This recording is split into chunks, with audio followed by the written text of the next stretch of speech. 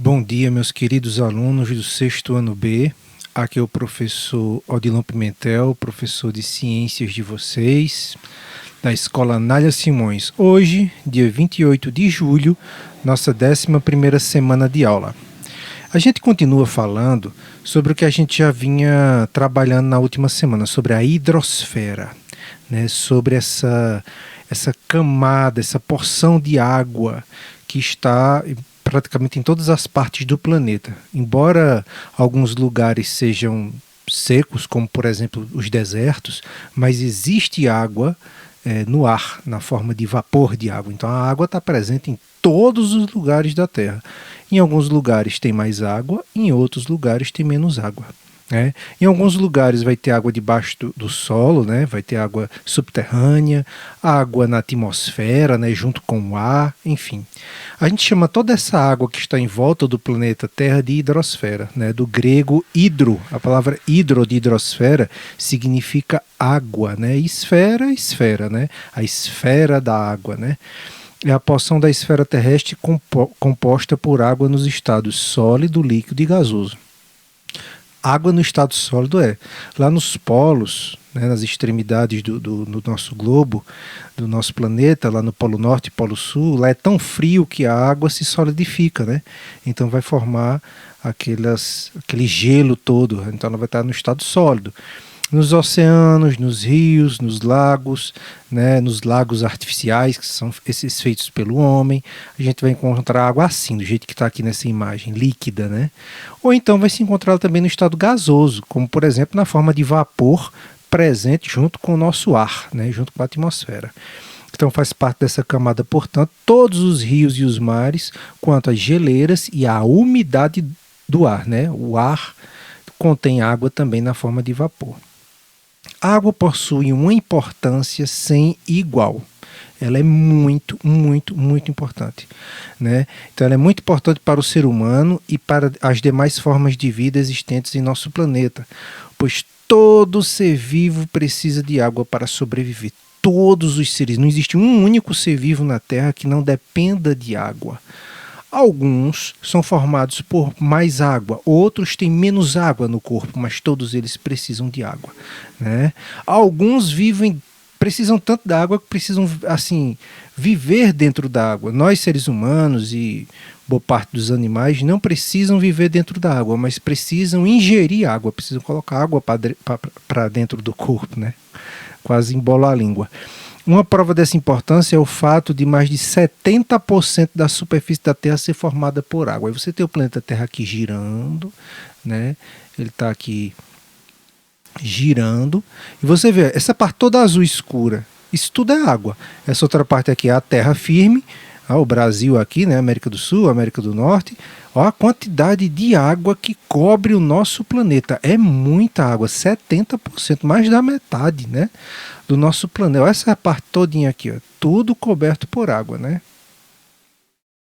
A água possui outras importâncias e utilidades. Uma dessas utilidades é o fornecimento de alimentos e recursos naturais, como os peixes que encontramos nos rios. Então a gente retira os peixes dos rios, dos lagos, né, dos mares. Além disso, as pessoas utilizam a água como fonte de energia. Como assim fonte de energia? Através das hidrelétricas. Hidrelétricas são barragens gigantescas que se fazem, né, represam um rio, né, e cria uma barreira enorme, uma parede enorme. A água é armazenada ali, ela é presa ali, e ali por baixo a água tem uns dutos, né, uns tubos que a água passa, e no que ela passa com alta pressão, ela faz uma turbina girar, e a turbina girando é que produz eletricidade. Então percebam, o homem usa a água para poder obter energia elétrica. Na verdade, a maior parte da energia elétrica aqui no Brasil, ela vem das hidrelétricas, de hidro, água, elétrica, né? Então a água que vem da eletricidade, né? Que produz eletricidade. Também o ser humano utiliza a água para transporte, né? Como forma de transportar cargas. Então são as hidrovias, né? Por exemplo, Rio São Francisco é uma hidrovia, né? Do mesmo jeito que existem pistas por onde os caminhões e os carros passam para transportar pessoas e produtos, mercadorias, os rios também servem como se fosse uma pista, só que uma pista feita de água por onde os barcos, os navios, né, vão ali estar transportando também pessoas, produtos, mercadorias, enfim, né, como forma de se preparar alimentos e como meio para se higienizar. Então aqui são outras formas de utilização da água, né? Então a água é utilizada para preparar alimentos e também a água é utilizada para a gente se higienizar, né? Quando a gente vai lavar as mãos a gente precisa de água, quando a gente vai tomar banho precisa de água, quando a gente vai dar descarga no banheiro precisa de água, quando a gente vai passar saco na casa precisa de água. Então, pense, quando vai lavar os pratos precisa de água. Então, para um monte de formas de higienização, você precisa de água. Então, percebendo como a gente depende de água, a gente precisa de água para tudo, né? Então, apesar de o elemento da água, olha só, a água, esse é o símbolozinho da água, H2O, né? Significa que a água é formada por 2 átomos de hidrogênio e 1 de oxigênio, né? São 3 átomos, 2 de hidrogênio e 1 de oxigênio. Átomo é a menor partezinha da matéria, né? E a água é formada por 3 dessas, né? Cada moléculazinha de água, 2 de hidrogênio e 1 de oxigênio.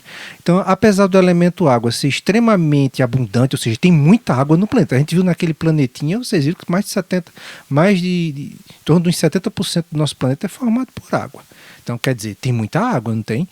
Mas apesar de ter muita água no planeta, a sua forma própria para consumo, ou seja, aquela água que eu posso beber, que serve para mim beber, eu chamo essa água que eu posso beber de água potável, não segue a mesma regra, ou seja, cerca de 97% de toda a água do mundo está na forma salgada.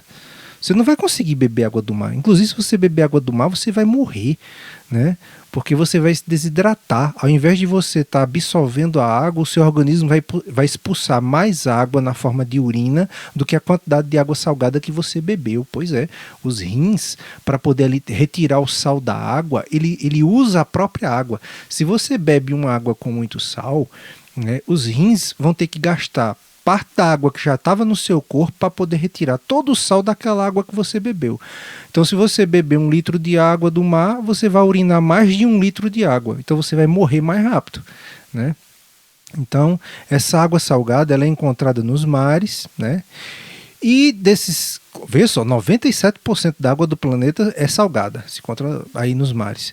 Os outros 3%, a maior parte está na forma de geleiras, que está nas calotas polares, né, está nas montanhas, no topo nas montanhas mais altas também congelado, está na umidade do ar, aqui não está dizendo, mas dentro desses 3%, uma pequena porcentagem desses 3%, cerca de 1% é que está formando os lagos, os rios, ou seja, a água doce sem sal, né, e que nem toda água que está no rio, não é água de qualquer rio, de qualquer lago que é potável, né, que você pode beber, né? Então percebam que existe muita água no planeta, mas dessa água toda, para o nosso consumo, a gente só consegue utilizar cerca de 1% ou menos de 1% de toda essa água que está disponível para a gente, né? Então por isso que a gente tem que ter cuidado com o consumo dessa água. É extremamente importante que esse recurso natural seja mais bem preservado. No entanto, a humanidade vem disseminando práticas que levarão à sua escassez, ou seja, a falta de água. Mas que práticas são essas? Então estão poluindo os rios, né? Estão jogando lixo dentro dos rios, aí jogam animais mortos dentro dos rios, jogam esgoto dentro dos rios. Aí é uma água que tem esgoto, que tem lixo, que tem tudo isso, presta para beber? Ela é potável? Não, não é. Aí tem os lagos, as barragens, e o que é que as pessoas fazem? Jogam coisas lá dentro. Essa água vai ser potável? Ela serve para beber? Não. Isso significa que a gente está poluindo os rios, né? A água subterrânea, a água que está lá no subsolo também, as pessoas ficam jogando agrotóxico, por exemplo, nas plantações. Esse agrotóxico ele acaba penetrando o solo e chegando lá no lençol freático, que é onde a água fica lá no subsolo e contamina ela também. Aí ela fica sem prestar, né? Ela não serve para beber, ela não fica potável, ela fica com água contaminada, né? Então, como está dizendo aqui, no entanto, a humanidade vem disseminando práticas que levarão à sua escassez, à falta falta de água através da poluição de rios e lagos e do uso irresponsável do direcionamento dos cursos de água para a agricultura, dentre outras questões, né? Inclusive estão desviando a água dos rios, estão bloqueando os rios para poder fazer barragens, para poder fazer hidrelétricas, para poder, né? E isso está causando um verdadeiro problema no meio ambiente e cada vez mais está difícil se encontrar água potável, água de beber, né? Então, o ciclo da água, né? A gente sabe que a água ela evapora, ela vai, forma as nuvens e a água cai de volta para o planeta. Como é que isso acontece, né? Cai de volta ao solo. O ciclo da água é fundamental para garantir que a água circule pelos seres vivos e pelo meio ambiente. Esse ciclo permite que a água seja disponibilizada para diversos processos e, posteriormente, possa ser reutilizada. Dentre os principais processos que ocorrem no ciclo da água, né, podemos destacar a evaporação da água devido à ação do sol. Então a água evapora, porque o sol aquece a água, e aí a água vira vapor.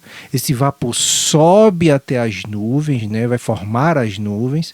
Então é a condensação do vapor da água. Então a água começa a voltar a ser líquida lá nas nuvens, ela fica mais pesada que o ar, né, forma as nuvens e aí ela se precipita. Acontece um negócio chamado precipitação. O que é precipitação? É quando a água cai das nuvens na forma de chuva. Isso é a precipitação, né, a água caindo. Então olha só, o sol aquece a água, o vapor forma as nuvens, né? E aí a água volta de novo, aí o sol esquenta, a água evapora, as nuvens se enchem de água, a água cai de novo. Isso é o ciclo, né? Isso fica acontecendo o tempo todo, todos os dias, né?